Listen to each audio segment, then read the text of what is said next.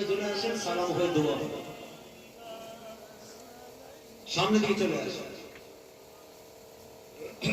সকলে আপনারা জানেন তো নাকি 26 তারিখের খবর পেয়েছেন? জোরে বলেন পেয়েছেন? গতকালকে আমাদের ফুরফুরা শরীফের প্রোগ্রাম হলো, দেখেছেন তো নাকি আপনারা? খুব বড় প্রোগ্রাম নয়, আমাদের খালি প্রস্তুতি, প্রিপারেশন মঞ্চ যেটা বলা হয়, স্ট্রিট পর্দা যে প্রোগ্রাম গুলো হয়, খুব ইমার্জেন্সি করা হয়েছে। আল্লাহ করে প্রত্যেকে যাবেন, আমাদের ইমানি দায়িত্ব।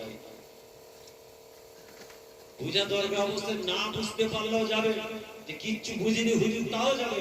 তাহলে এতটুকু বোঝেন আমাদের ইমানে আঘাত আসতে চলেছে। মুসলমানের সম্পত্তি, ওয়াকফ সম্পত্তিটা কার? মুসলমানদের। রাজ্য কেন্দ্র সরকারের বাপদত্ত পুরুষের সম্পত্তি নয়। এক কথা ঠিক কিনা বলে?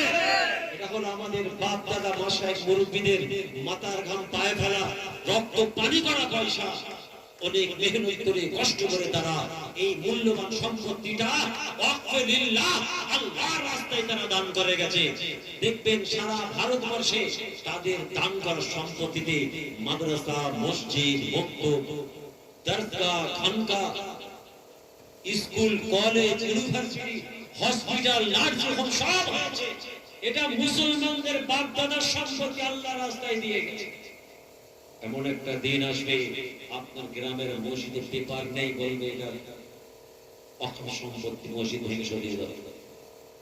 বাপ দাদা 14 পুরুষ 20-50 বছর আগে চলে গেছেন, কবরস্থান বলবে এখানে একটা কারখানা হবে, বুলডোজার এনে ভেঙে হাড় হাড়টি জড়ো করে কারখানা করবে। মেনে নিতে পারবে? এই মেনে নিতে পারবে?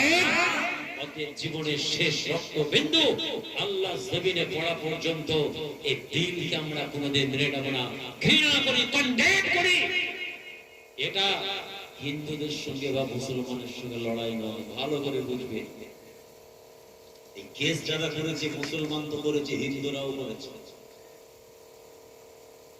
অনেক মুখ্যমন্ত্রী করেছে, শুধু তাই নয় অনেক এমএলএরাও করেছে। অতএব আমরাও বলবো, আমরা আমাদের সিএম কে রিকোয়েস্ট করবো, আপনিও কেস করুন, আপনার এমএলএ গুলো কেস করুন। কথা ঠিক কিনা বলতে হবে তো নাকি? আপনি আমাদের সম্মানীয় অভিভাবিকা, আপনি বলেছেন বাংলায় হতে দেব না, আমাদেরকে ভালোবাসেন, আমাদের সঙ্গে আছেন, তো আমরা আপনার কাছে আবদার করেছি ভারতবর্ষের বিশেষ করে পশ্চিম বাংলা কি সমস্ত আমরা মুসলমান, সব ধর্ম বর্ণের মানুষ, সব জাতের মানুষ, আপনার কাছে আমরা আবেদন করছি, আপনিও কেস করুন এবং আমাদের এই আন্দোলনের সহযোগিতা করুন। কৃষক আন্দোলন পাস হয়েছিল, পাঞ্জাব সরকার সহযোগিতা করেছিল, ট্রাক্টর রাস্তা দিয়ে জাম করে দিয়েছিল, জানেন তো? সরকার বলেছে আমি খাওয়া বিপদ হলে আমি হেল্প করবো, অসুস্থ করে আমার নার্স, আমার খরচা, আন্দোলন তোমাদের সঠিক রাস্তা আটকে দাও, তোমরা কাজ করো। সরকার আইন পরিবর্তন করতে বাধ্য হয়েছিল। তাদের মধ্যে ছিল ইউনিটি, তাদের মধ্যে চিটিংবাজি ছিল না, গাদ্দারি ছিল না, মুনাফিকি ছিল না। যদি আমাদের মধ্যে এরকম মুনাফিকি শুরু হয়, গাদ্দারি শুরু হয়, প্রতারণা শুরু হয়, তাহলে বলবেন সফল হওয়া কিন্তু মুশকিল। তবে হ্যাঁ, যে যাই করুন মনে রাখবেন ওয়াকফে লিল্লাহর অর্থ হচ্ছে আল্লাহর সম্পদ। আল্লাহর সম্পদকে নিয়ে তুমি যদি এখানে প্রতারণা করো, কিছু কৌশল করতে চাও, খোদার কাছে তুমি জবাব দেবে, আমরা কে? অনেক অনেক বিভ্রান্ত করতে চাইছে, অনেকে রাজনীতি করতে চাইছে, অনেকে গ্রুপিং করতে চাইছে, অনেকে আবার হৃদয়ে মানতে চাইছে, অনেকে ঝান্ডার দিকে চেয়ে বসে আছে। এই আমার মতো চুপ্পাদারি মুখোশধারী কোন রাজনৈতিক নেতা, সাধারণ মানুষ তারা করছে। কিন্তু যাই করে মনে রাখতে হবে এটা হচ্ছে ওয়াকফে লিল্লাহ। সম্পত্তির মালিক কে? কোন হুজুর, কোন দেশের মন্ত্রী না, আল্লাহর সম্পত্তি। তার এই মসজিদের সম্পত্তিটা আল্লাহ, ওইটাকে ধরে রাখার ক্ষেত্রে আমি রাজনীতি করি, কিরকম হবে? আপনার ইমানি দায়িত্ব, আপনি জবাব দেবেন। আপনি যে দল, যে মত, যে রাজনীতি ঝান্ডায় ধরেন না কেন, আপনি তাকেই ভোট দিন, আমার কোনো বাধা নেই। কিন্তু এটা হচ্ছে আমাদের ইমান। এক প্ল্যাটফর্মে আসুন, মাসলাক, নীতি, আদর্শ আপনি রেখে দেন। আপনি আপনার বিশ্বাস হুজুরকে নিয়ে বসে থাকুন, আমাদের কোনো সমস্যা নেই। আপনি শায়েখকে নিয়ে বসে থাকুন, আপনি আপনার ইমামকে নিয়ে থাকলে অসুবিধা নেই, কিন্তু এটা হচ্ছে ইসলাম ধর্মের মঞ্চ, কোরআন হাদিস শরিয়ত রাসূলুল্লাহর উম্মতের মঞ্চ। ইসলাম কোরআন শরিয়তের আঘাত আসছে এখানে আসে, সারা বিশ্বকে আমরা হিরিয়ে দিতে পারি, এটা আমাদের ঈমানি পাওয়ার। চলে চলছে আমরা বদরের জমিন দেখেছি, উহুদের জমিন দেখেছি, খান্দাকের জমিন দেখেছি, তুবুকের জমিন দেখেছি। অতএব আমাদের ঈমানি ক্ষমতা আমরা জানি। আমাদের সম্পত্তি নিয়ে নেবে সমস্যা নেই, কিন্তু আল্লাহর সম্পত্তিতে আমরা হাত দিতে দেব না, এটা আমরা ঘৃণা করি, কন্ডেম করি। ভারতের মাটি, সম্প্রীতির মাটি, ভালোবাসার মাটি, ইউনিটির মাটি, একতার মাটি। আমরা 26 তারিখে ইনশাআল্লাহ ব্রিগেড ময়দানকে রক্তাক্ত মুক্ত করব, দাঙ্গা মুক্ত করব, হোলি খেলা থেকে মুক্ত করব, সম্প্রীতি যুক্ত করে দাঁড়াবো এবং ভারতীয় সংবিধানকে বাঁচানোর মঞ্চ বানাবো। বলুন ইনশাআল্লাহ, জোরে বলুন ইনশাআল্লাহ।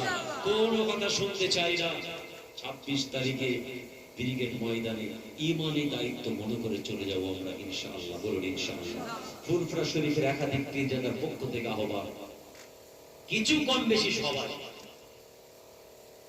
অনেকে হয়তো আসতে পারেনি, কিন্তু সমর্থন আছে সবাই। আরে আল্লাহর ঘরের সম্পত্তি কেউ বিরোধী থাকে?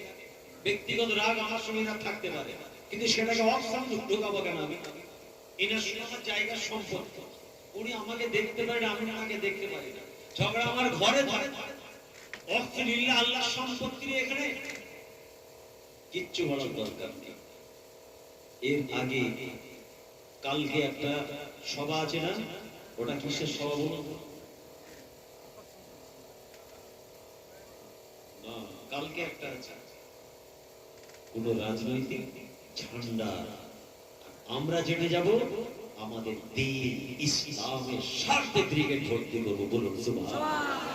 এতদিন তো আমরা দুনিয়ার ফিরাক রাজনৈতিক ঝান্ডা বাঁচানোর জন্য ব্রিগেড ময়দানকে লালে লাল করেছি। চলুন একবার আমরা আমাদের ঈমান, আমাদের ইমোশন, আমাদের ভাগ্যকে রেখে যাওয়া সম্পত্তি, সংবিধানের সম্প্রীতি বজায় রাখতে, সংবিধানকে অটুট রাখতে, কনস্টিটিউশনকে সুস্থ রাখতে, ছিন্ন বিচ্ছিন্ন হতে রুখতে আমরা 26 তারিখে ব্রিগেড ময়দানে যাব।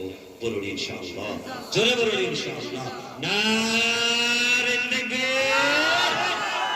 আল্লাহ আমাদের যাওয়ার তৌফিক দান করুন, আমিন। গাড়ি করবেন, গাড়ি পকেটের পয়সা দিয়ে, নিজের পকেটের পয়সা দিয়ে কষ্ট করে আমরা যাব আমাদের আল্লাহর ঘর বাঁচাতে। বুঝে গেল?